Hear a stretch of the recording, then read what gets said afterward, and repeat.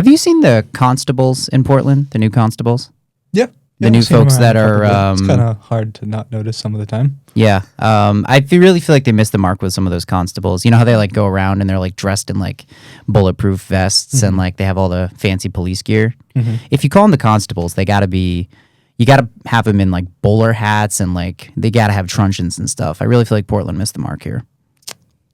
Maybe. I don't know. I feel like they're just kind of the group of people to do the stuff that like, police don't want to waste their time doing. Basically, just shooing people away. Yeah, that's fair. Yeah, I don't know. I've seen them.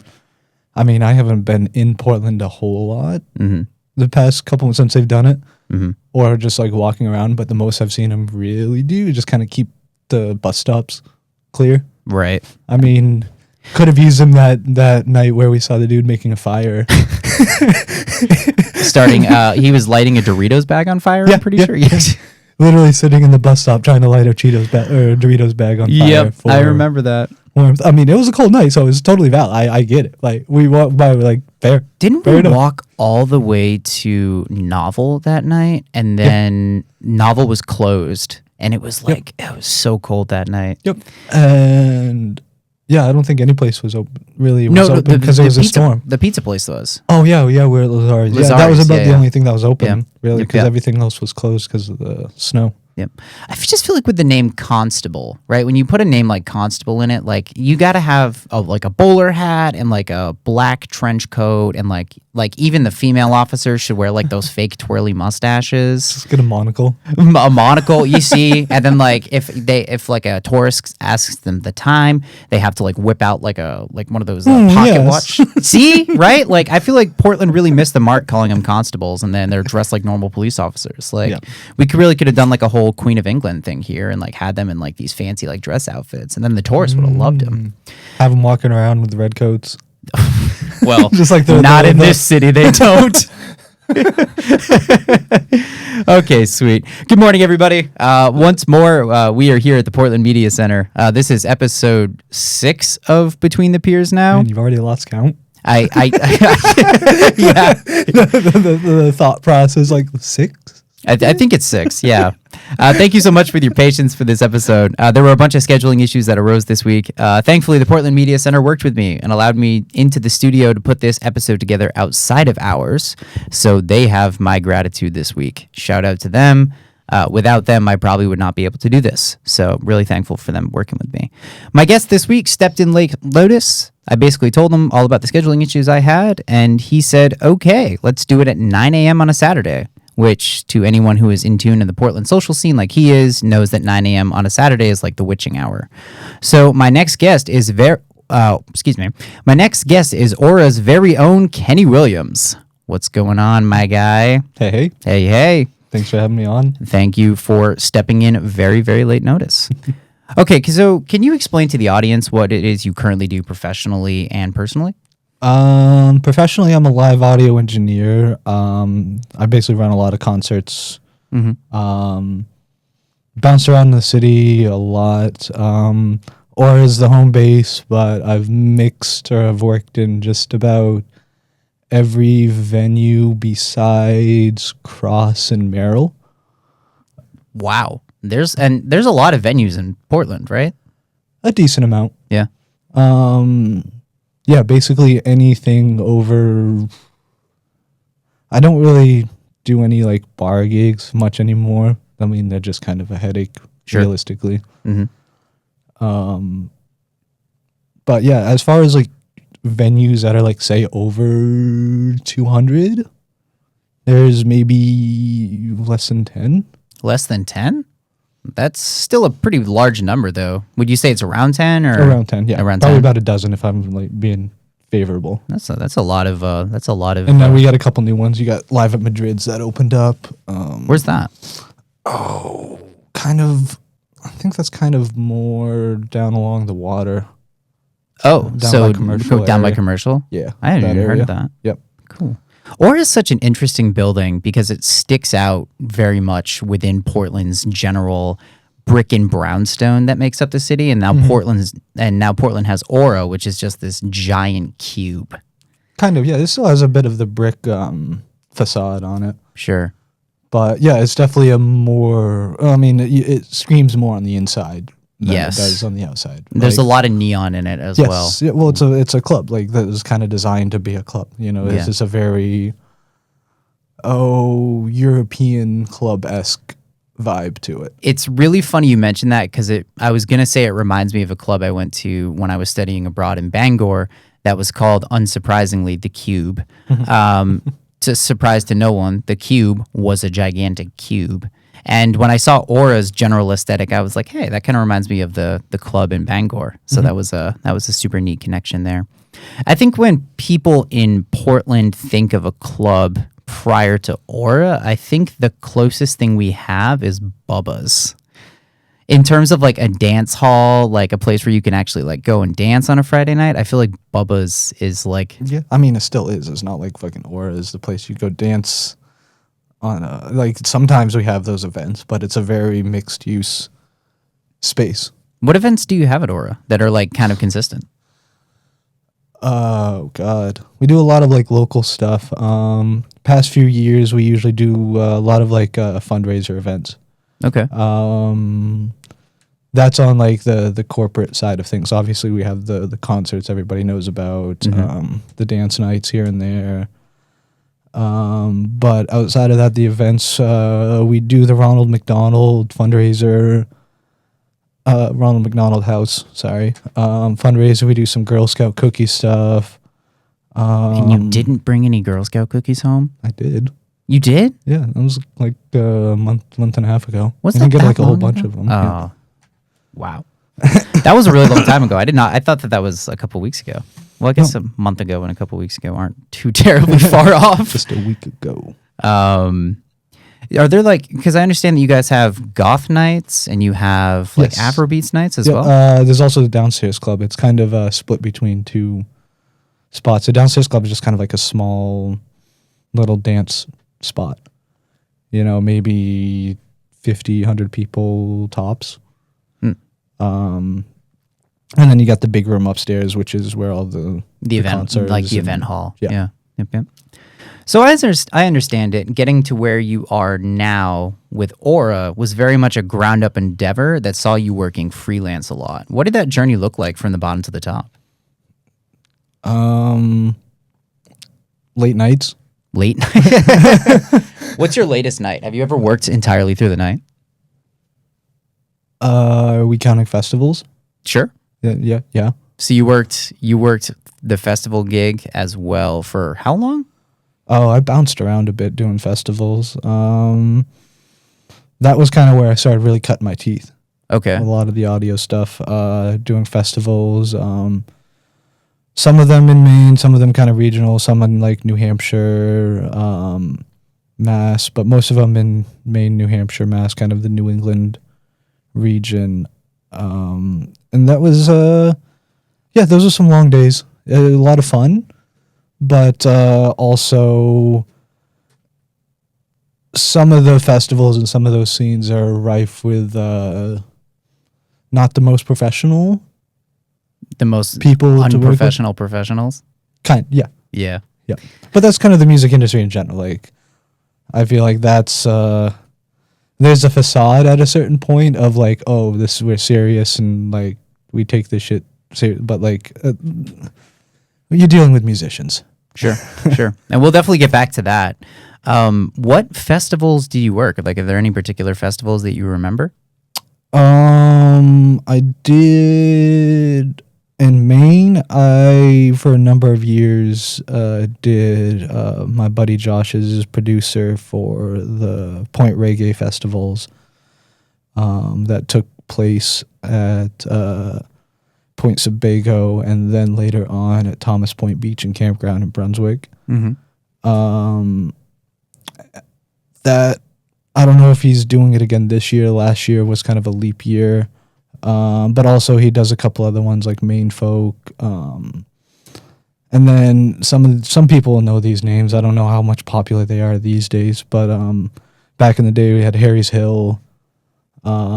up in Starks. I did a number of times running sound for that stage and the late night tents. Some in Harmony. Outside of Maine, I've done Summer Jam over in New Hampshire. Other festival. Oh God, trying to remember some of them. A number of like smaller off kind of like city street festivals too. Yeah, it's just kind of a wide variety of that. And I've also I did most of the traveling in the audio stuff with a wedding band. Okay. And that was like a 10, 11 piece wedding band. Wait, you've done weddings? Oh yeah. Oh, Yeah, that wow. was like one of my main gigs for 3 or 4 years or so. No kidding. Yep. Okay. Have you ever done Barnstock? You ever heard of Barnstock? Oh yeah. Have you ever worked Barnstock? 1 year. You worked Barnstock? Yeah. What was it like? I gotta know.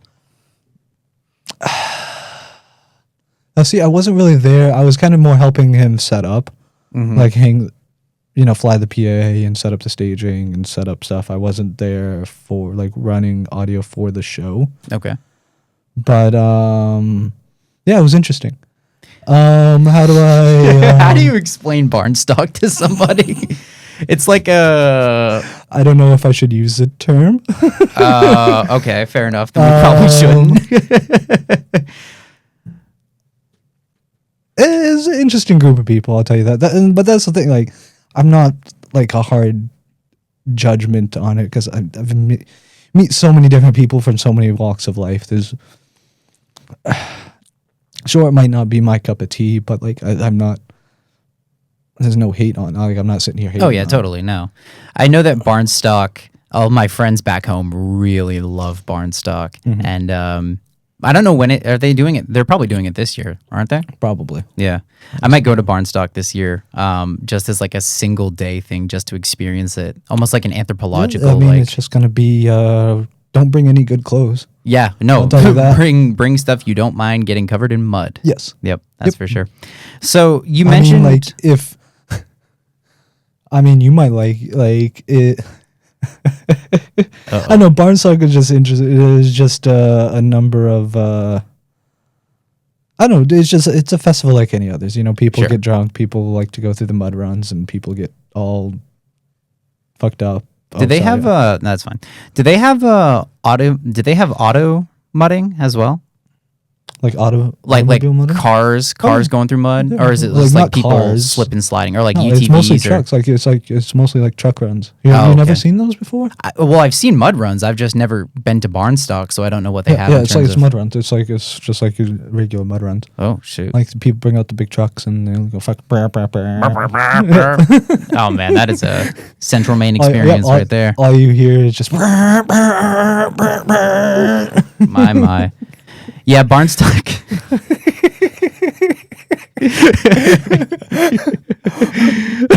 Okay, moving on from Barnstock.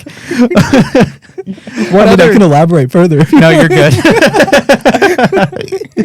What were some of the other venues in the city that you've worked? You've worked Thompson's? Yep. Did some stuff at Thompson's Point. Worked at State Theater. Done P Home. Portland House of Music, for those who aren't local to Portland. Never got into Port City. That closed down before my time in Portland really started taking off. Done Longfellow Square.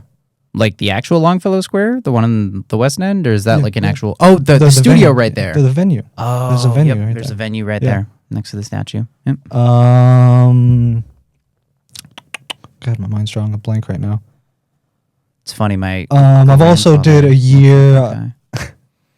I did the Resurgam Fest for Mayhem 1 year. Boo, man. As far as like Portland stuff, and then a couple small stuff like I done Suntiki. So that's not a tanning place. No. Oh No. Okay. I was today years old when I found out Suntiki Studio is not a tanning studio. Okay. Oops. Oh dear. I'm trying to think. I know there's some slipping my mind. It's 9 o'clock on a Saturday. 9 o'clock on a Saturday. Yeah, I totally get it. Yeah. So who are some artists that you worked with? I know Buck Cherry was recently in town. Yeah. Like last week. Where do I even begin? You want to talk about a harder list to name? Some of the biggest names. Yeah. I've done a number of rappers. When a few members of Wu-Tang Clan came through, I was working with them. We had Breaking Benjamin at Aura before. A number of different rappers. We've had Chris Webby. We've had Collie Buds, and then just a number of like other names too. I mean, I remember doing monitors for Ace Frehley from Kiss. Which face paint does? Oh, I think Ace he was Frehley. a cat. Was Ace Frehley the cat? I think he was. Yeah. Okay. Yeah. I might have to fact check that later, but we'll go with the cat. Yeah, the Catman wasn't that what they was known as? Catman. Yeah. No. Yeah. Okay. I'm not sure. I don't know my Kiss lore. That I've not. I mean, yeah, Kiss totally. lore. I mean, yeah, but I know I did with him, and the name's just kind of. Oh man, I know I worked with Action Bronson before, when he came through over at the State Theater. God, just trying to rack my brain. You said Buck Cherry. Yep. Oh God, there's so many. I heard that show was super popular. Yeah, that was close to sellout. Yep. It was with Buck Cherry and Tom Kiefer from Cinderella. Wow. That's a pretty big name. I mean, Buck Cherry's definitely up there. What genre of artist would you say is the easiest to work with and the hardest to work with? It depends. That's not the. They both have their pros and cons. They all have their pros and cons. Sure. Rappers, for example, are usually easy to set up. I mean, a couple mics and some monitors and a DJ. Yep. The hard part about them is getting them to show up on time. Oh, really? Or at all. That reminds me of the video of, I think it was Snoop Dogg, where he like showed up 30 minutes late to an interview and was like, "I'm here. Be thankful that I'm here. I was late because I was grabbing some chicken wings." Yeah. And is that like the whole attitude of rapping? Yeah. No, so that's a hard and fast rule. Yeah, no, that's like all rap. That's almost just like an industry. Like, oh, okay, cool. Like, you're just expecting it. Okay, you know what I mean. They're gonna come on. They're gonna come when they come. They'll show up whenever they show up. Yeah. Oh man. So that makes it a little difficult some of the times with them, because then it's literally showtime as they're getting on stage, and they're like, "Well, change this. I need this." Blah blah blah blah. And I'm like, you could have showed up a couple hours ago. Have they ever like publicly like been like, "Yo, you need to turn this up," and you're sitting there in the booth like, "You should have been here a couple hours ago." Oh yeah. Wow. Yeah, I mean, it's not. I don't really like. That's my job. Do it and make it happen. Right. You don't feel like embarrassed? Like they never like. I don't care. Like at first, like the first few times, you feel it, but after a while, you just don't care. You just don't care. Okay. Like I remember, I was doing KRS-One over at Oxbow years ago. I think this was even pre-COVID. Oxbow Brewing? Yeah. Okay. Yeah, they had KRS-One there a while ago. Wow, I haven't heard that name in forever. KRS-One. And he comes out, and there was no sound check or anything like that. And he comes out, and it's just kind of part of the bit. Mm-hmm. And this is what I realized, like, it just don't take it personally. Yep. Is that because sometimes you do, and you got to know better than the artist some of the time. Okay. Because what happened in this case scenario is that, like I said, like I didn't know this was quite part of the bit, but he comes out, he's hyping up like, "Turn that shit up, man, turn that up, fucking like let me hear it," kind of thing, like all that, like just a hype and turning shit up, and he just kept like, "Turn that shit up, I want more." Yep. And I turned it up to a point where half of the PA cut out because it was pulling so much juice. So like the entire left side just fucking went down, and one of the security guards is coming over to me like, "Hey man, like your stack over there just straight cut, is not putting anything." And so yeah, sometimes don't listen to artists. And like sometimes you have like it's a balance. Like the thing, like you're the audio guy for a reason.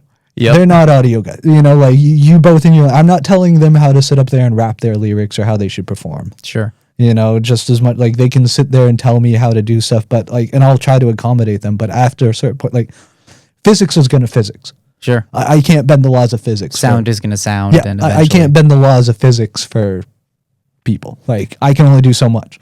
Was KRS-One one of your first like major artists that you worked with, and that's where that kind of mistake arose, or? I wouldn't say he was the first like major one, but he was close to it. No, it was just more of just keeping a level head. Don't be all flustered in the moment of just like, there's a lot of music. He's telling me to do this. He's kind of calling me out. He's like, sound man, turn it up, and just. And once the other like half the PA cut out, I just kind of look after I realize this, and he's realizing this. I just kind of look. I mean, that's all you can do is shrug it off. You, this is what you wanted. That's what happened. You told me to do this. You wanted this. Yep, this is what you asked for. So you've worked with a lot of rappers, but what is the culture like working with like pop artists or country artists or rock stars? Because I know you've done a fair amount of rock stars as well. Yeah. I guess like the rap and hip hop artists just come to mind quicker because I know the names. Just a little bit more familiar. Sure. To me, but I mean, I've done big shows, like especially you get over to Thompson's Point, you get big semi trucks over there. You know, you get big names. You know, you got like Rainbow Kitten Surprise or stuff like that. But really, on like those size shows, I'm not really like working directly with artists. There's a degree of separation there? Yes. Okay. Yeah, usually on that big stuff, they have their own teams, they have their own crew, and sure, they're kind of self-contained, and we're just kind of helping them interface with the venue. Okay. I remember I went to the only Thompson's Point show I've been to thus far was City and Color and Band of Horses. Mm-hmm. I was working at Galehead Hut at the time, and I remember I had like a single night off, and I drove down because I knew that there was an event going on, and I was supposed to meet somebody there, and then they completely bailed on me. So I was alone at this event, and I'm like, well, I mean, I came all the way from the White Mountains here, so I might as well enjoy it. And City and Color absolutely became one of my favorite artists, just like that. It was incredible. Band of Horses, like, it's a good band, and they're very talented. Their music just didn't really resonate with me in the same way that City and Color did. Yeah. And to this day, I still listen to City and Color all the time. Yeah. Yeah, and I think like that, I don't know, for me, after being in it for so long, like kind of names just kind of fall off like water on a duck's back for me at this point. Like trying to remember all the different names of people on shows I've worked on. It just becomes secondary. Sure. Like, because I know of, there's a couple others that I worked that are just, I know really big names and people would recognize. I just can't even remember them off the top of my head exactly. There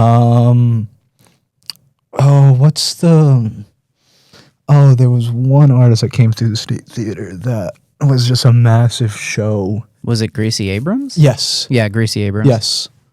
Working that one was a hell of a time. Yep. But yeah, because she was literally going from that show to hop on the Eras tour with Taylor Swift. Oh my god, and that was a massive Which tour. was the biggest tour in the world at that point in time. Pretty much, yeah. Like, no, not pretty much. Yeah. It was like objectively the biggest tour. Yeah. Okay, I mean, yeah, makes sense. How many semi-trucks were there? Or like how many trucks were there for just Gracie Abrams? 3. 3 Yep. for one artist? Yep. That seems like a lot. Yeah, I mean, if you're not involved, like, it's a lot of gear.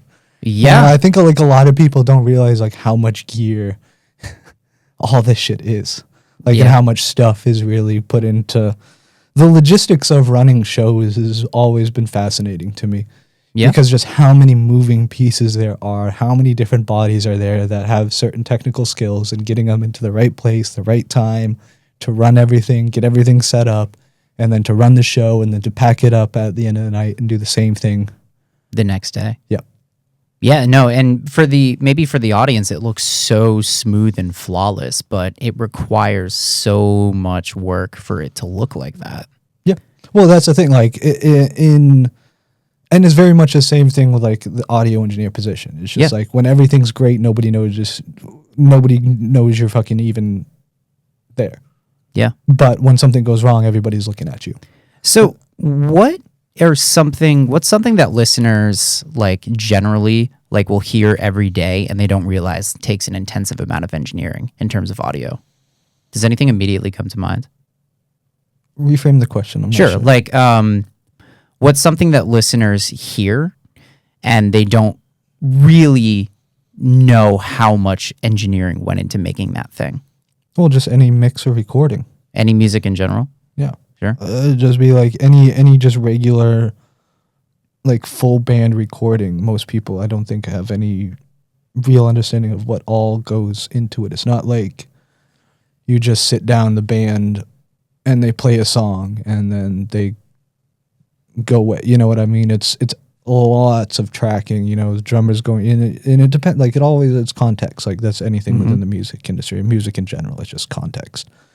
But like for the most part, like recording all these takes, like I remember watching this thing when I was like kind of still earning my stripes and like learning a lot of shit about audio and recording that I think it was Ariana Grande, because she does some of her own production herself, and she was going through takes for one song, and she opened up this folder, and then it just fucking like there's like hundreds of different takes just for one song. Yep. And then wow, jeez, I'm crow. Yep. And then one of those hundreds of takes ends up being they don't use a full take. They don't use full gosh. takes. They mix and match and piece it all together. They piecemeal it.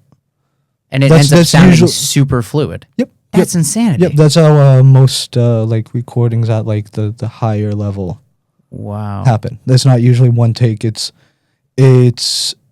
a lot of different takes, and they take in the best parts of each take and just kind of piecemeal it all together into something that sounds cohesive.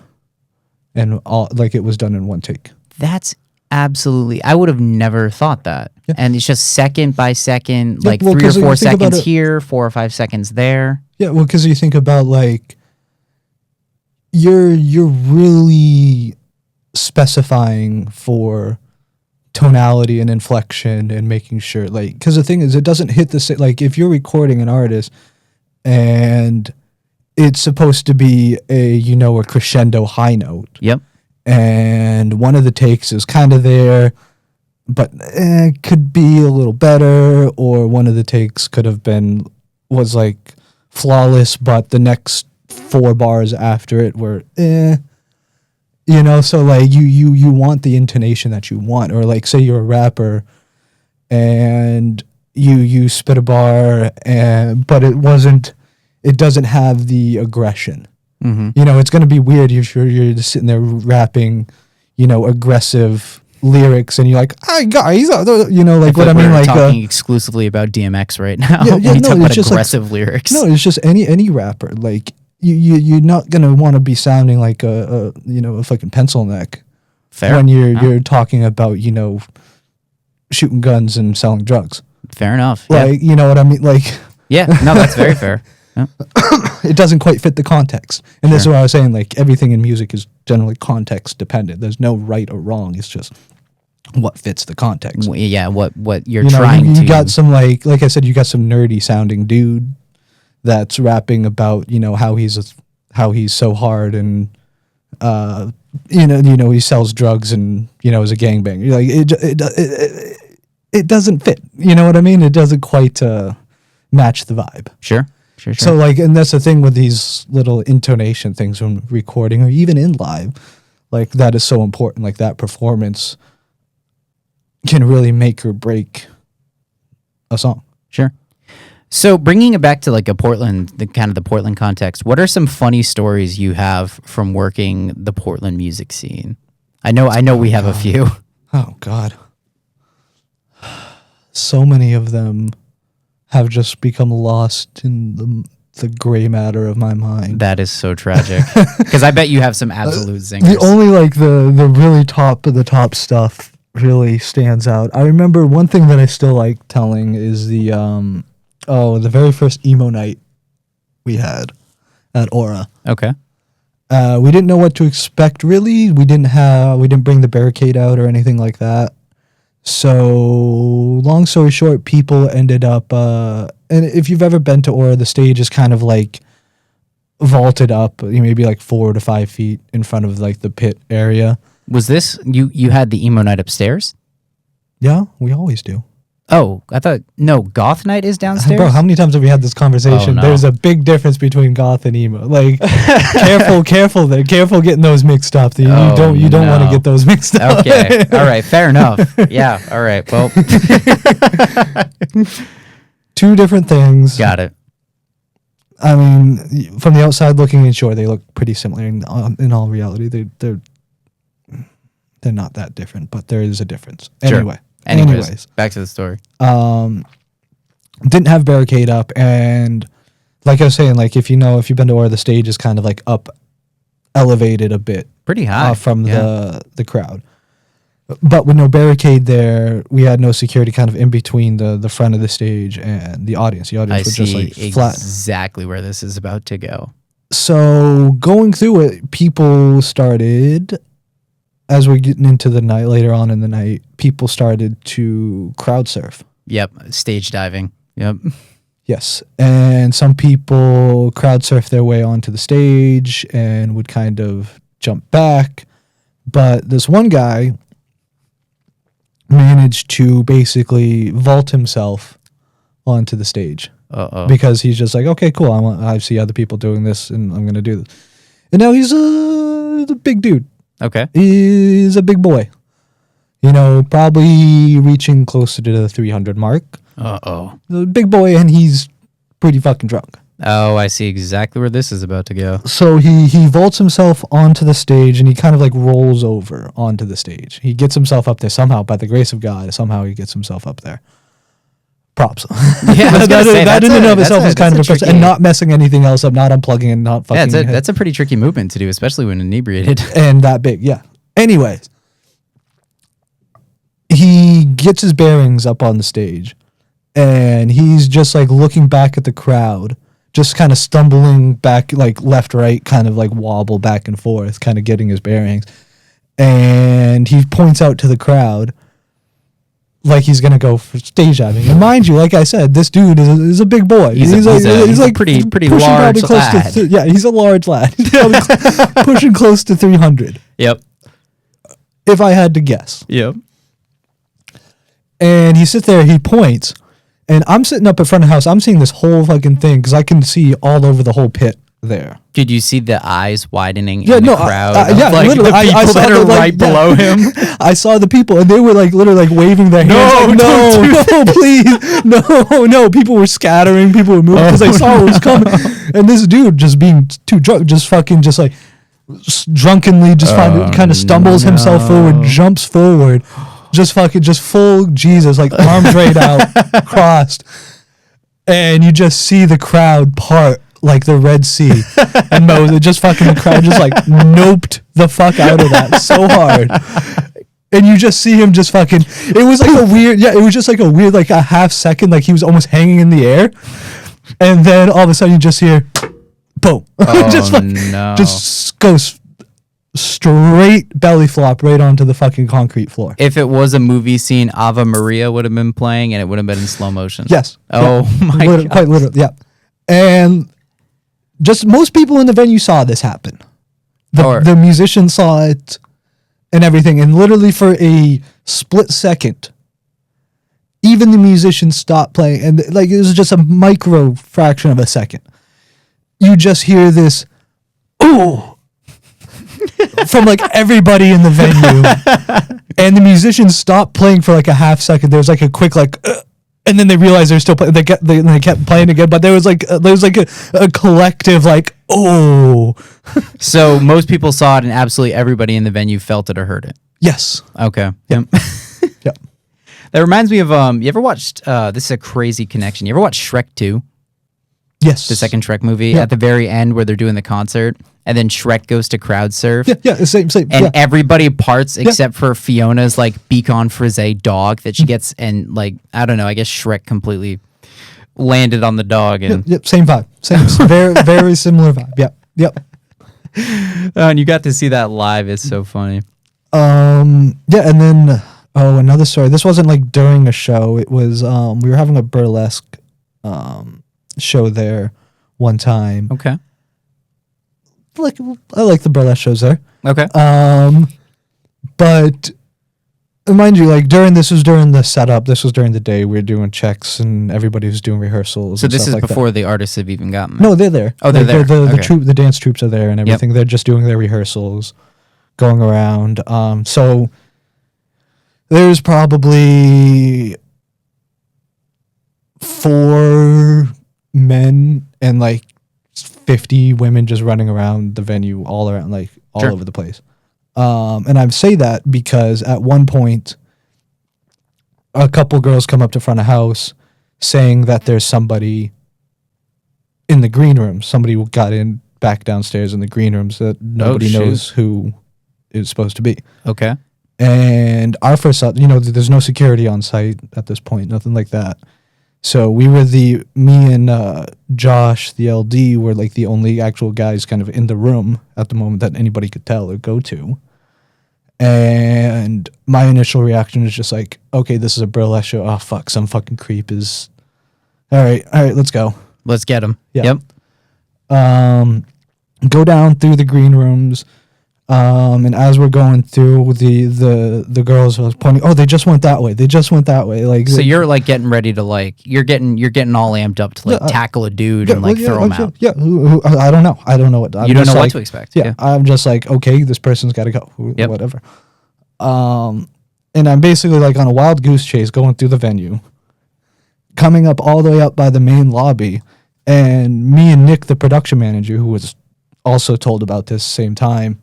Generally, we come up meeting kind of across the hallway from each other. I'm coming up the stairs going into the downstairs venue there, and he's coming out of the main venue.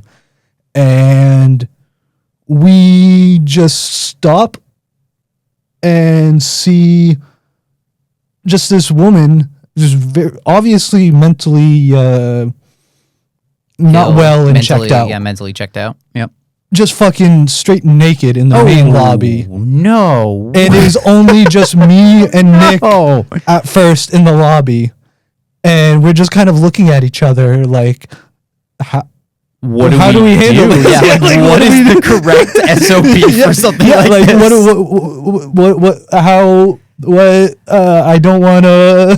So we're just kind of like corralling from a distance, just like, hey, what's up? Like, what you can't be like, what are you doing, kind of thing. What are you doing? Why don't you have any clothes on? Yeah.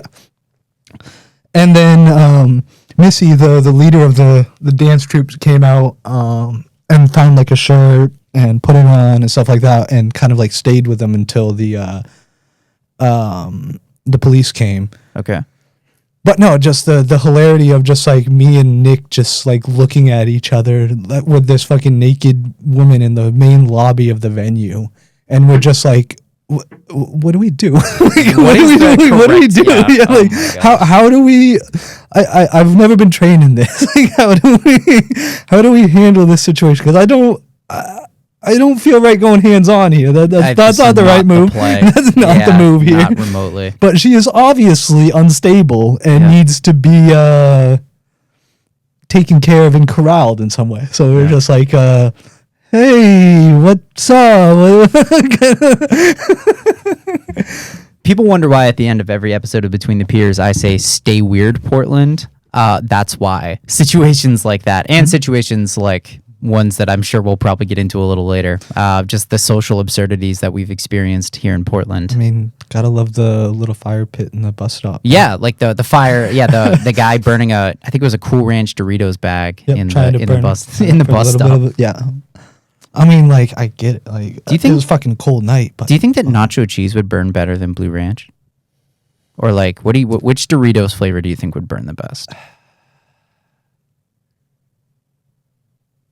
These are the real questions. I think they'd probably burn the same. You think so? I don't know. I feel like the spicy ones would burn the best. Maybe that's just because they burn your mouth, but like I feel like the spicy ones would.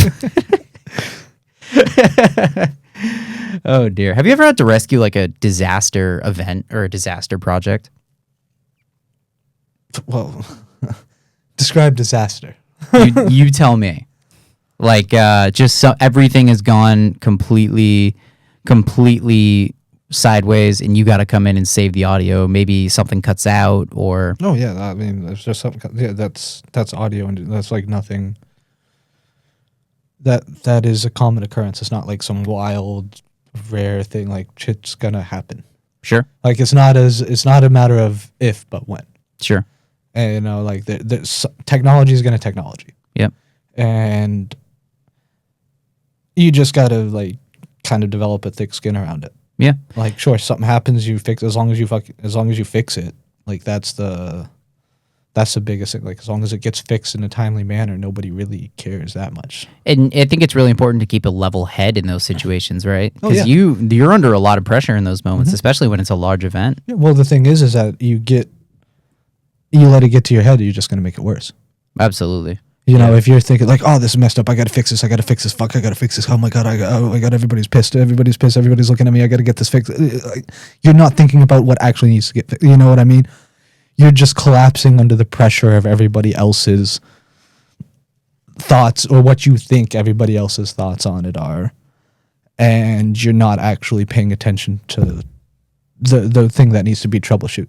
Absolutely. Yeah, that's fair. I'll tell you a story kind of similar to that. When I was working at Lakes of the Clouds, the hut just under the summit of Washington, the AMC hut, it was my first cook day. And Lakes of the Clouds is a unique hut in the system because it's huge, right? The next biggest hut is Madison Spring, which is over near Mount Madison and Mount Adams. And the total amount of people that hut can hold is 60. Lakes, on the other hand, can hold 100. So every cook day you have, like where you're cooking for everybody by yourself, is usually like your full day. You're spending a full day cooking dinner. But I remember it was my first cook day at Lakes and breakfast. It was breakfast service. And I got up at like 4:30. Sun hadn't come up yet. And I had to cook pancakes. Now, if you can imagine, cooking pancakes for 110 people is a lot. And my hut master said, wake me up if you have any problems. But my hut master was Wake you up when September ends? No. You know, the funny part about that is that probably was like early September that it happened, or was it August? Yeah, no, it was fall season. It was fall season, so it absolutely was September. It was early September, though. So my hut master seemed like a pretty competent guy, and I wasn't trying to let him down in that moment, so I made the fatal mistake of not waking him up when I should have just, I was, Bite the bullet. I should have just bit the bullet and done it, but I didn't.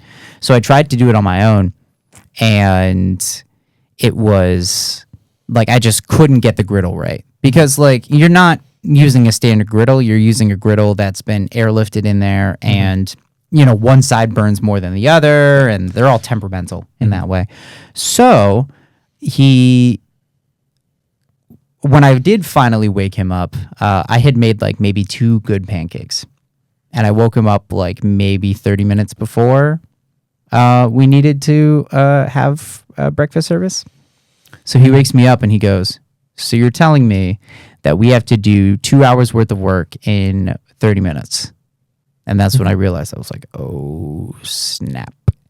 And that's exactly what had to happen. I wish that I had kept a level head, but I absolutely like crashed out during that. And it kind of became well known as the Great Lakes Cakers fiasco.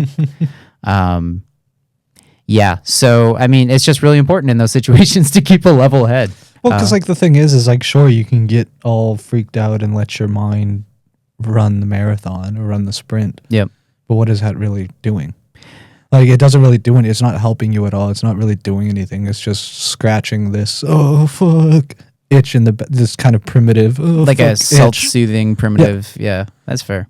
Sure, it might feel good, but it doesn't really fucking help you at all. I would say that it's easier. I would say that it's easier said than done to not let your mind race in those situations. Yeah, no, it is, but like it's just like anything else. It can be trained. Sure. That's true. Yeah.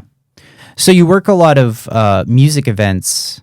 Do you also work like other events, like maybe comedy shows or? Oh yeah. Yeah. I mean, or is a very multi-use space. Sure. We do comedy, we do music, we do corporate events, a little bit of everything. Sure. Yeah, no, I've done plenty of comedy stuff. Plenty of other. Yeah, it's a little bit of everything. Yeah. I've done a little bit of everything in the audio sphere. I've been trying to chase a particular. You did. I remember you did New England's Funniest Comedian as well. Okay, yeah, I know where you're going now. No, I was gonna say. I mean, yeah, I do want to hear. I do want to hear that story. And I've been trying to chase down a participant, Nicole Benwell. I've been trying to chase her down for this podcast, and I know that she was in New England's Funniest Comedian many times, and she's really good at comedy. Mm-hmm. Yeah, she's really funny. There were so many times where she'd say something, and I just was not expecting it. But yeah, I think you have a story about New England's Funniest Comedian as well. A little funny story there. Yeah, the probably the most violent event I've ever worked was a comedy show. Believe it or not. Go on. Oddly enough. Basically, it was this competition, and long story short, it kind of like devolved into this brawl between this person that was a supporter of one of the contestants and one of the judges, and then it turned into, it spilled out between them two into everybody around them because somebody decided to take out pepper spray and just spray it, and everybody in the vicinity was just a bystander, and then people started getting pissed, and it kind of started into a brawl-esque thing. So somebody just blindly sprayed pepper spray in the crowd at New England's Funniest Comedian. Yeah, during the intermission, yeah. Yeah. Not directly like in the middle of the crowd. Sure. Like it sure. was up kind of a little bit away from like the main denseness of the crowd, but like they were kind of going back and forth. One of the judges and one of the crowd members were just going back and forth. I don't remember what they were talking about exactly or what. But at one point, one of them had a cane, and one of them basically just kind of got angry and just kind of like pointed it and shoved it into the dude's neck or upper chest. Whoa. And just kind of pushed him a little bit with it. That's such a thing that would only happen at a comedy event. Like the person's weapon of choice is like a walking stick or like a cane. Yeah. Why I oughta kind of deal. Yeah. Like that's a. And I can't remember how the pepper spray, who did it or what, or how that came out. But all I know is that I was just ended up in the middle of this, and now I'm just like, fuck, my eyes. Did you get pepper sprayed? I got a little bit of a glance of it, but not like full on. Whoa. Like, it just lingers in the air. Yeah, totally. If you're in the area while it happens, you're like, fuck, God, my eyes, Oh my gosh. Yeah. Wow. Yeah, and then it kind of turned into like a little brawl. Like it kind of expanded outside of that, and then it just like, there was like, I think like 5 or 6 people total. Like we're just fucking tossing each other around for like a few minutes before all the security came in and broke it up. So you're telling me that the folks at Buck Cherry were less rowdy than the comedians? As far as one incident, sure. That's because the thing is, like every show, like concert. people get fucking tossed out. People start fights in the pit. Like that's common. Sure. But like a brawl is a little less common. Sure. Like cool. Like a couple people get pissy with each other in the pit. Somebody stepping on each other's shoes or pushing them around and shit like that. Like what the fuck, man? And then usually some shit happens and security goes in there, digs them out, and checks them out. Aura has some pretty good security team, didn't they? They have is it TaylorMade Event Services? Yep. Those guys are no joke. Oh yeah. No, they do good work. Yep. But yeah, no, it is just that's just part of the. you get large groups of people together and you mix alcohol in it. And that, yeah, I mean, in tight spaces. what is the phrase? 4 is a banquet, 5 is a brawl. Mm-hmm. It's not 6 is a banquet, 7 is a brawl. I sure Don't- hope it's don't- not. Yeah. don't- Yep. Okay, don't- moving on. So you're in a really good position to pull the wool off of eyes of people who aspire to work in the music industry as to what it's really like. Some may call me the dream killer. The dream. Whoa. All right, I have the dream killer on Between the Piers. The dream killer. it's All not right, that dream bad. killer. What are your pieces of advice to people who aspire to work in the music industry? Because you're at kind of, in terms of what you've wanted to do, you've kind of reached the top of the Yeah, for the most part, I've kind of done what I've wanted to do in the industry. I've never really wanted to go huge with the audio stuff because I don't like the lifestyle of touring. I've been around people that have been touring for a long time. I've never met an audio guy or just like any touring crew team that has toured for 20 plus years that is in good health, has a healthy family, and isn't on their third wife. Yeah, and it may mean the constant travel must be so straining. Oh yeah. Yeah, and like you're just eating shit food all the time, fucking sleeping in a bunk, getting shit sleep all the time with long ass. Like I don't want to do that. And just like moving to a bigger city and a bigger market just doesn't seem appealing to me either. So I've just kind of like I've kind of hit the ceiling of what I wanted to do. Mm-hmm.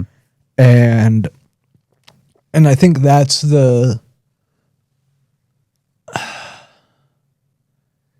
I feel like a lot of the key lesson I learned through the music industry, because coming into it, you're bright-eyed, bushy-tailed with big dreams, and you're going to do this, you're going to do that, and you're going to be this big thing or that, or you want to do this with this person or this with that. And I feel just like a lot of things, people underestimate how much it actually takes to accomplish some of these things or to do what they want to do in it. No doubt. That people have, and it's the same thing with like a number of other industries, say like athletes with the NFL or NBA and stuff like that. Doubt. Like there's a lot of, and it's very similar, it's very parallel in that way, is that like there is a lot of support roles that you can make a decent living at in working in the industry. But there's a lot of lifestyle factors that a lot of people don't think about when they're going into it. So the advice there is to be cognizant of the fact that it's a much different lifestyle than you might be used to. Yes. Yeah. Or what everybody else around you is used to. Yeah, and it's not as glamorous. You might be used to it, but everybody around you is running on a completely different plane almost, as far as like their work life and their social life and stuff like that. You're kind of running parallel. You never really cross lifestyles. It's a very like parallel lifestyle. And that must just get so lonely. You know what I mean? Like I'd imagine if you're really on that upper echelon of like trying to make it and you're constantly on the move, you're constantly touring. I mean, everybody else is living their lives and it just must get so lonely. Well, especially for touring crew, there's major mental health issues in a lot of the tour crew. Yeah, across the whole country. Like people don't think about that. Oh yeah. Like it is a plague on the industry. Mm. It's what turns people away and burns people out quicker than anything else. Sure. Yeah, no doubt. That it's a hard. You just got to be accepting of certain lifestyle factors. Yep. You got to be expecting, and it depends on like what type of stuff you're doing. Like for me specifically in the live audio spheres, concerts are mainly on weekends. Yep. They're mainly long days. Yep. You got to be there a long time. Not a lot of time to get away, and then and it's just overstimulating. Oh, I know. I know that all too well. You're there. You're in a massive group of people you just met, like in the beginning of the day. You're going through meeting like 30 some odd different people from like 3 different bands and all these different people, and trying to remember all their setup and all this stuff. And then not only is that just overstimulating just in the setup and getting stuff going and meeting all these different people and trying to remember who is this and who said this, who said that, who's setting up for this, what is his role, what is that role. Then you got to actually run the show. Yeah, then everything has to go perfectly at the right time. Yes. Wow. And then, yeah, you got it. And you're just in this environment, large groups of people, loud music, bright flashing lights. Oof. People are drunk. People are being stupid. And you got to run this delicate show in the mix of weaving in between all of this other stuff and keeping your mind, the horse blinders on in your mind, and not being like, fuck, you know what I mean? Like just being so overstimulated you can't concentrate. Do you end up just kind of becoming so overstimulated at your job that life around you just becomes incredibly understimulating? Because you get so used to that high level of overstimulation that when you bring it back down and you're in a normal setting, you're just like numb. Wow. Yeah, like it's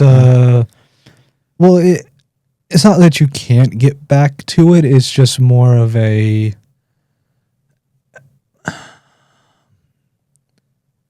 you got to have your methods. Sure. And if you don't have your methods, you can get caught up pretty quickly. Yeah, no, I don't doubt that at all. Yeah, and it's just it's weird how over so long it can wear down on you too. Mm-hmm. Like at first you could be in it for a couple years and be like, oh man, this is awesome. I'm meeting all these people, going to all these different places, seeing all these different things. But after a few years of that, your mind kind of just becomes accustomed to the novelty of that. And now it's just, you just kind of like, oh, fuck, I just got to get through it kind of thing. Yeah. You know, the whole, it's the same play, just same show, different day kind of thing. Oh, yeah. And then once you lose the novelty, right, it just becomes, you start to wonder, like, what else is going on? Like, what else is there? Yeah, no, like there's, well, and that's the thing with people like that really want to get into the music industry, don't realize that there's just a lot of lifestyle compromises you have to make. Yeah. A lot more than people probably would want to compromise. Sure. In their life. Sure. But I will say, like, as a thing of hope, like, there are many places and many of support roles within the industry that you can find and make a decent living at, and you can make work, but in the long run, at what cost? Sure. Is what I would say to people really that are really trying to go for it. Have you ever considered working for a major theme park? The reason I ask this... No. Well, the reason I ask this is I've been to Universal Studios in Orlando a few times, and I just have to give such a shout out to their audio engineers. Have you been? Mm-hmm. I've seen stuff like that. So they must be the top level guys, because when you go from like one area of the theme park to another, the music, like, it's like you walk through a wall. And the music completely changes, right? So, for example, like if you're going from like Jurassic Park to Harry Potter or whatever, I don't know if those two are connected, but like when you leave Jurassic Park, that music does not follow you into Harry Potter. When you step over that bridge, the music just like it's remarkable. How does that work? I mean, just speaker placement. Speaker placement and like audio placement. Is that like really, a that's simple not much thing, of it. or? That's for the most part. Yeah, that's not a really hard thing to do. That's just noticing where your speakers are projecting, find the dead zone transition, and then put the speakers on in that transition where you kind of go over there. That's not like, I'm not going to sit here and say that it's, a monkey can do it, but it's nothing. There's no audio guy sitting there just like, and this person is walking, I'm going to turn this down and pull this up. Sure. But it's just automated. It's just shit like that's automated. Yeah, and yet it's such a fascinating... like phenomena that they're able to create just casually through audio engineering. Well, yeah, I think I feel like that's kind of audio engineering in a nutshell. Yeah. It's just like most people don't, like I said earlier, most people, if you're doing your job good and really well, most people have no idea you even exist. Sure. If you're doing it shitty, people are gonna have everything under the sun to say about it. Yeah, isn't that's stressful. So we've talked a lot about like your job in the music industry, and I understand that you've been around the social scene quite a bit because of your job and because that's something you have done quite a bit. So let's talk about Let's talk about Portland's social scene a little bit. Okay. Because I feel like Portland has a very unique social scene, and I was reading about something called the Portland Paradox, and I want your opinion on that. So, so Portland, and you proved this last night. Portland feels like a city where everybody knows somebody. Is that true? In some way or another, it's a very industry-heavy city, and not just like music industry. I mean, just like industry is.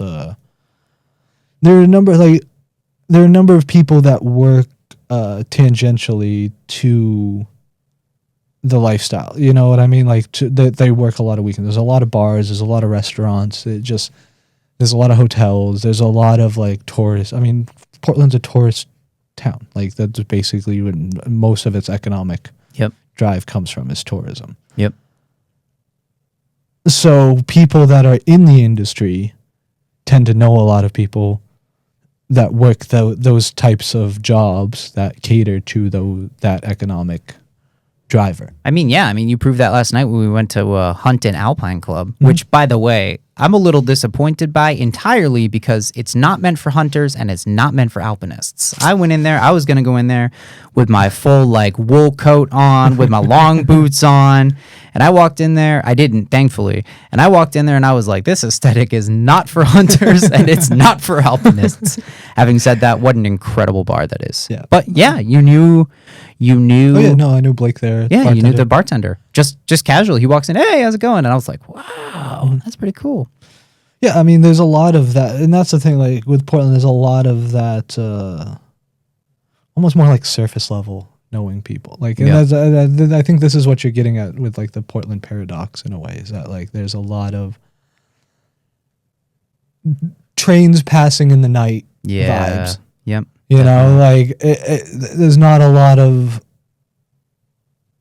like, depth in some of the circles, at least like in the industry circles. There is some, like, you get to and this could also just be kind of my own personal temperament as well. Sure. Kind of mixed in with this, so take it with a grain of salt. Well, I mean, I kind of have the same opinion.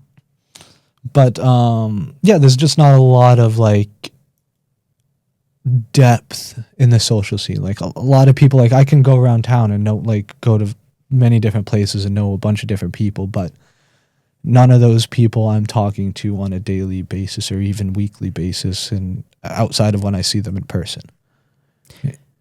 I was equally as surprised at how difficult it was to make community here. I mean, I came from the White Mountains, so I was living in the mountains, right? So, I mean, the community there is very, very small. And I assumed when I was going to move to Portland, that I just automatically would fall into like a big social scene, which didn't happen. Yeah. Well, this is also post-COVID too. I think that's that's a big part of this too, is that I think most people post-COVID, either kind of forgot how to socialize like that, or have found their little safe space. In terms of like their social circle, and they have their core group, and they're not really looking out for like trying to add people to it, or like more people coming around, or like including more people in at depth. Yep.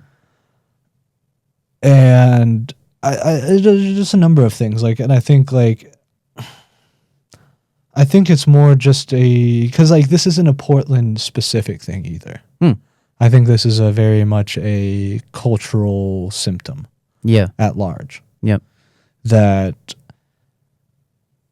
and we kind of talked about this a little bit before we're coming in here, that I think most people are just too stretched thin to really give that depth to their circles and the people around them socially, because we have devalued the value of that type of connection. Yeah. No, and I agree. at the same time, I feel like being a valued member of a community is super important, and being like a valued member of like a tight knit social community, I think is really beneficial to people. Yeah. But to play the devil's advocate here too, that also, at least in some cases, in my perspective, some cases I don't want to get that in depth with certain people or certain groups because I don't want to deal with how they act. Like there's just like some people, like there's some groups that I'm just like, what are we doing? Like, what are you guys doing? Yeah. Like, this is stupid. Like, this is like, what are we back in high school? We're so, yeah. So I feel like you're referring to the Wharf Street trap, which is something that I kind of I'm going to branch into a little later. I'm just now breaking into like the Portland's dance community, right? I've been going to those contra dances at the State Street Church, and I go to a couple waltzes as well. And I've absolutely loved it. I'm not very good at it, and I actually have a crazy story. I went to a waltz at State Street. What was it, last Sunday? Maybe the Sunday before that. Which one was it? One of the two, anyways. And there was this Zumba teacher there, and she was an incredible, incredible dancer. And we danced together a couple times. We waltzed together. And at the end of the night, I was feeling a little too confident in my abilities. And she asked me to dance, and I just like tried getting real experimental with it. And oh my God, I made a fool of myself. She did not deserve that. She was really kind about it. And she's like, oh yeah, that was fun. And I'm like, no, it wasn't. Like, I've seen the dancing you've been doing with the guys who actually know what they're doing. And I just was like, maybe it's my martial arts background. there was no grace to it. Yep. I should say my Boo-Hurt background, because a lot of martial arts are graceful. Boo-Hurt is not one of them. Boo-Hurt is very, very just sword shield, and just bash. Exactly. I won't say bashful compared to graceful, but I felt really bad about that. But she was super kind about it, which I appreciated.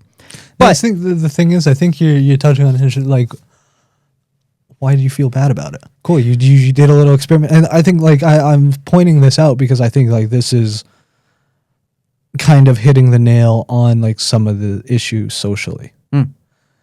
Because you were just fucking expressing yourself, you were fucking around, you thought, hey, let's try this out. Like expressing myself through dance in a way that felt authentic. Yeah.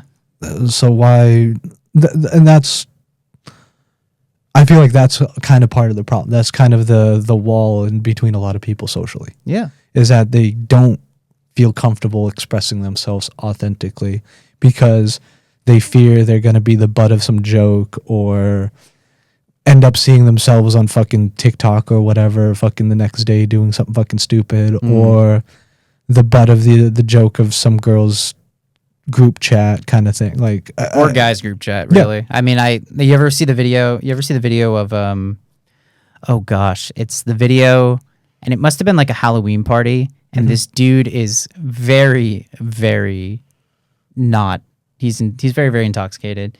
And he goes to like completely unsolicited, completely unconsensually kiss this mask. And the girl turns around because the mask was on the back of her head. Yikes. Yeah, and it's just like... they use that same strategy against tigers in like Bali. I think they'll like put a mask on the back of their head so the tiger thinks it's constantly watching. And that dude completely fell for it, hook, line, and sinker. But having said that, the thing is like... we're just proving that point. Yeah, like... talking and about I think it right now. that... dude should probably drink less, obviously. Like, in that scenario, like, probably don't drink that much to wear a fucking mask. No, he wasn't wearing a mask. She was. No, that's what I mean. And but where a mask tricks you, like, but that's point. Like, but I think this is an interesting point, and I'm going to take this a little bit off of that. Well, it's still at the same thing, but what you're talking about just kind of like symbolically reminded me of it. Like, why I feel like people can't express themselves authentically like that, and why there isn't this depth in our social dynamics culturally, not just in Portland, but just like as a whole, that people are so caught up in having this persona. Mm. And a persona can never be loved for what it is. Yeah, no, that's fair. You can be loved. Yeah, you can't connect through somebody through two personas. Yeah, you're just not. It's two metal rods. It's bashing like into the each same part of a magnet where they're just consistently going in opposite directions. Yeah, the same polarization of a magnet.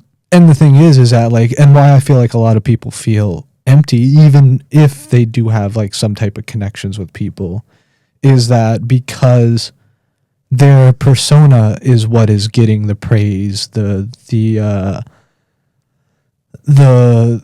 accolades, the oh, they're such a good person, oh this, oh that, when if they were to express themselves authentically, sure, they might not get as much of all these praises and, dancing like the monkey that people that they think they should dance like for people. I was gonna say I wasn't that bad that I was like a monkey at that waltz, but it was pretty bad. But the thing is, like, I think that's a major part of it. Totally. Is because people are trying to get depth out of a persona. Yeah. And you're never going to get that. And even if you do get the praise and you do get people that like the persona and that will kind of gather around the persona, there's always going to be that emptiness behind it because that's not who you really are. Absolutely. You never really feel seen. Yeah. Because you're constantly putting on this identity, putting on this mask. Yeah. Sometimes on the back of your head. Yeah. That people get lost in the sauce. Yeah, and that's exactly kind of what I called like the Wharf Street trap. I think that everybody wants to be your friend on Wharf Street, but when you start to leave that kind of bubble that is like the Wharf Street bar scene, people get a lot more closed off. Having said that, people, especially like kind of our age, like young adults, don't really realize that Portland's social scene extends past its bars, right? So they get trapped in that rat race that's the constant drama and the constant like getting thrown out of clubs and the constant chasing people and the constant, and it just leads to such spiritual like insufficiency, such spiritual like emptiness. Well, and I think that it goes past the bars too. Like I said, I think this is just more like a cultural symptom. Yeah. Than it is just like a bar scene symptom. Well, I mean, it's the same thing as like the concert scene, right? Like, I mean, you've worked in the concert scene long enough to know that all the lights, it's like all the lights and all the music, and you just get so lost in it. But at the end of the day, most people, I'm not going to say all people, because some people, concerts are truly spiritually healing events, but most people just leave feeling like once that high wears off from all the music and all the fire and the smoke and I don't know, Travis Scott raising the microphone in that one photo. Once you leave that, I mean, you're no better off than. Yeah. You're thinking of the Travis Scott photo. Falls off the fucking speaker. I'm locked in. Yeah. Hold on. Do we have an audio thing for that? Do we have auto tune where it's like I'm locked in? Yeah. He just falls off. That's so funny. But yeah, I mean, and that's kind of been my beautiful journey in Portland. I'm not going anywhere, obviously, but I found it so much more spiritually rewarding and socially rewarding to connect with a community around a mutual interest. Yeah, but I still think like even in those communities, I think if you dig in, like the same issue will raise its head. Oh, for sure. I'm pointing out here, you know what I mean? Like this isn't like just like a bar scene specific or a concert scene specific thing, or I feel like this is like across the board. Like no matter if it's a hobby, interest group, an organization, or business, or anything like that. I feel like people are just so afraid of being authentically themselves and expressing themselves fully that nobody can really connect past that the surface persona thing. Yeah, I mean, I'd agree with that. I would say, having said that, I'd agree with that. I would say that I've allowed myself to kind of drop that social persona a little bit, because I have a very obvious persona that I have to keep up, right? Like outdoorsman, registered main guide. Like that's something that I've built professionally for quite a while. But like at Contra, I just kind of allow myself to be Piers, and it's been really, really nice to connect with the same people weekly over dance and dancing with folks and forcing that eye contact, which, by the way, is weird as hell. And it's not even like a I want to date you connection with some of these people or all of these people. Okay, maybe with one, but that's not the point. I feel like those kinds of social events are so rare that people our age have to rely on like alcohol and drama to fuel their social batteries. Well, like this goes back into and that's like toxic fuel. The whole kind of it's just, I think it's the same thing. Like people are afraid to authentically express themselves. Yeah. You know, because just think of it like in the club, man. Like, how many people used to go to the club to go dancing? A lot. Most of the people that went there, I'm talking like before cell phones became like a big thing. A lot of people went there to go dancing and to kind of let loose. Make mistakes. Act the fool a little bit. Act the fool, wake up, go back the next weekend. Express themselves. Yeah. Outside of their normal job where they have to keep the suit and tie, fucking, tighten up the tie kind of thing. They can go let loose, have fun, and come back and re-put on the tie and button yourself back up again. Totally. But in today's day and age, I think so many people are just terrified of that because of the technology that's around us. Mm-hmm. Because you could just be like, you could be some guy, like, imagine you're just some dude, you go to a random bar that has a good DJ playing, and you're just sitting there fucking having the time of your life dancing the night away. Yep. You're just full on, like, giving it. You're going to be the butt of a lot of people's jokes at that place. Yeah. You know, and you're gonna be filmed. Some people are gonna take videos and sending shit to Snapchat. Like, this dude is just fucking going wild. Like, look at this dude. Someone come get their guy. Yeah, like, someone come get their man's kind of thing. Yeah. Like, you know what I mean? Like, you can't do that without that happening. Yep. Like, you just can't go out there and just give it your all, like, and just fully just let it out without the kind of fear of somebody is judging you or somebody is mocking you or taking video for proof. Like, it's one thing like back in the day when it was in person and somebody in the group of people are just like, wow, well, that dude's fucking having fun. Look at him. You know, fucking nudge, elbow. Yeah, like check him out. Yeah. Cool, whatever. You know, but that stays within the confines of that place. Yep. In that moment. And now, in that time. I mean, and the best example is, I mean, and we were talking about it.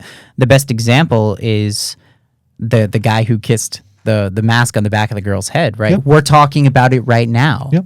If it was back in the day, we would have never known about it. Yeah, no, it would have been just completely. It would have been just some anonymous nobody that we heard, like, oh, this story of one dude talking about I was at the bar one day and this dude fucking turned, like, no, complete anonymity. It wouldn't have gone. Yes. Everywhere. It was complete anonymity too, because you just hear that story from somebody. You know, it could be in the same city. Yeah. It could be 2 bars down. Yeah. You know, the next day, and you walk in and some dude's telling a story about some dude that kissed this mask on the back of this girl's head.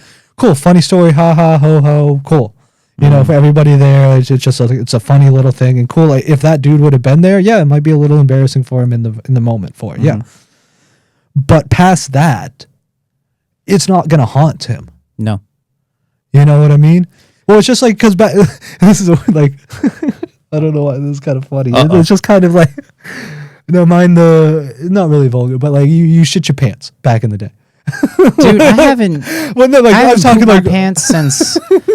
Oh my god. No, but I'm just saying. Actually, there was that one hike. Okay, moving on. No, just like imagine this is like you do this in like 6th grade nowadays. Okay. Okay. You do that back when cell phones or internet wasn't a major thing. Cool, yes, the people at your school know, but it's not following you past fucking middle school, high school. You know what I mean? Ideally not. Not. Like, I mean, cool, like, well, because most people realistically, like, they get over it. Yep. Okay, cool. That's the dude who shit his pants fucking 4 years ago. I don't care. Like, whatever. Who fucking, like, cool. But if there was a video of that and it was funny when it happened, that's just going to stick around for a hell of a lot longer than the stigma of, oh, that happened. And now that would probably follow them all the way through high school. You know, because like most people, like after a couple years of it would happen, like the 6th, 7th grade, like by like most of the time, people are freshmen, sophomore. Most people, like if there wasn't the internet or wasn't like actual evidence there, most people like whatever. I don't care, whatever. You know, it's old news. But if it was a funny video there and it really hit, that would follow them around all the way to the end of high school until they literally put themselves around whole different groups of people, and maybe not even then, because if it went big enough. Yep.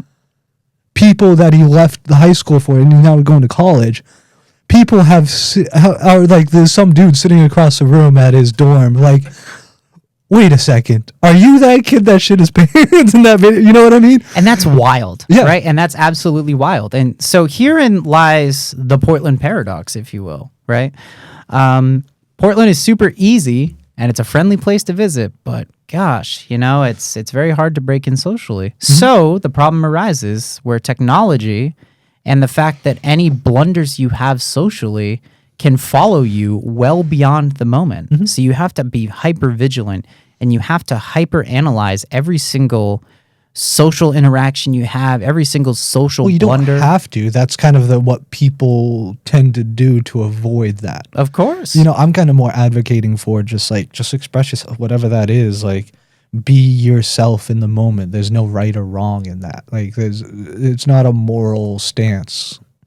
You know, expressing yourself in the moment and whatever happens. Don't be fucking obviously stupid. Don't shit your pants on purpose. You know, that's not you authentically expressing. You know what I mean? Like, but like, between the peers, we are not advocating for you to shit your pants. Okay, we're not advocating for you to poop yourself. Please do not poop yourself, folks. But you know, obviously within cultural norms. Yeah. You know, I think people put too much of a price tag on fucking just going up and saying hi to a girl, like for fuck's sake, like or a guy, like any perspective, even just say like for this example, any prospective romantic partner. Sure. Like I think so many people put such like you're just seeing this person across the room, yeah, and you're like, man, I really want to go talk to them. Go fucking talk to them. Don't be sitting there like, well, if I go in it this way, no, I don't want to come in from the left side. No, she's getting a drink right now. Oh man, no, I don't want to interrupt. This seems like a good conversation. Maybe, I don't know. What should I say? How should I break? What would be a good icebreaker? You know, people get in these thought loops and these anxiety thought loops around it instead of just moving your 2 feet, walking up, going, hi. Call me out without calling me out. But absolutely. You know what I mean? Yeah. Like, and this isn't just you. This is just, I feel like so many people. Totally. That they're so hyper conscious of how they're being perceived. Yeah. That they suppress any even just normal, authentic expression. Sure. Just what would be normal, everyday, authentic expression. Like, hey, I want to go talk to this person. The things that allow us to make those connections in the first place. Yes. Yeah. And the thing too is that nobody's really fucking thinking that much about you as you think they are. Yeah, you mentioned the ugly sweater. The ugly sweater experiment. Yeah, I thought that was really interesting. It is basically this experiment where these researchers had like this group event thing, and they had one of the participants just wear an ugly ass sweater. Mm-hmm. No, to the point that it made the person wearing it feel uncomfortable. It was that ugly to them. Yep. And so they tell the person, go mingle, go around, talk to people, do your thing, you know, just be involved in the group activity here. And then at the end of it, they started polling people on, hey, did you notice that person with the really ugly sweater? And a lot of them were like, no. Who? Where? There was an ugly sweater? Yeah. And some of them were like, yeah, kind of. I didn't think it was ugly. It was just a sweater. I didn't really think twice of it. You know, like I noticed it, but it wasn't like, oh, God, how dare this person, you know what I mean? It wasn't like an offense to the people around him that this person was wearing a slightly off-putting sweater. I mean, their brain, the person who was wearing the sweater's brain's kind of their own worst enemy. Exactly. But the person that's sitting there in the sweater, they asked, like, they did kind of like a report at the end of the night of what the person thought that was wearing the sweater. And it was all of these people all recognized it. These people looking at me wrong for this because I'm wearing an ugly sweater. They didn't respect me because of this, or they never took anything I was saying seriously because of it. You know what I mean? Yep. But you go ask the same people that they were thinking that was not taking them seriously, or kind of was being too overly judgy, or thought they were stupid for wearing this hat. And they're like, and those people that they reported were like, I didn't even notice. I wasn't even thinking about it.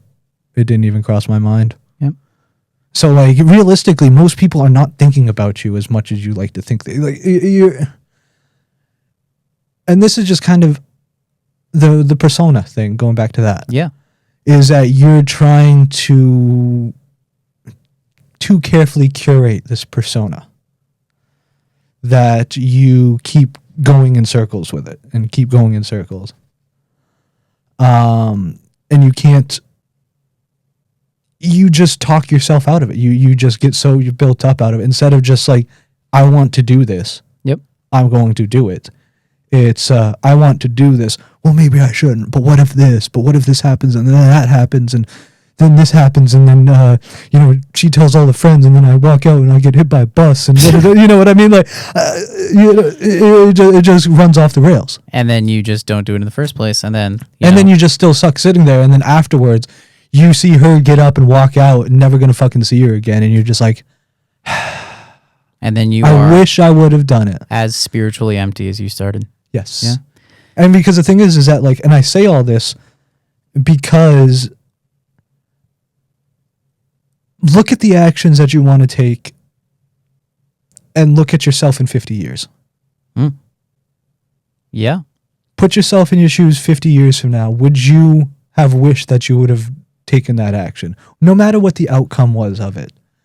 The fact that you could have walked up to her, said hey, and she could have outright rejected you in a horrible way. Yep. I would have still want to do that than to be stuck 50 years from now thinking like, what if? Sure. What if? Yeah.